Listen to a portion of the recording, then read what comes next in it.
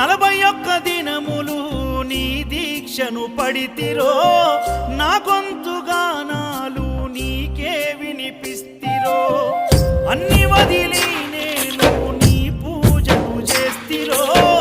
నన్ను నేను మరచి నీ సేవలో ఉంటిరో భక్తితో నీ భజన చేస్తూ బయలుదేరితి శక్తినిచ్చి నన్ను నడిపించు శబరికి నేను అలసిపోతిని నిన్ను చూడలేనని నీ భక్తుడైనా నే బాటసారిని క్షణముండలేను తండ్రి నేను తల్లడిల్లిపోతి ఈ పాదయాత్రలో నీ దరి కాననైతిని ఎంత దూరం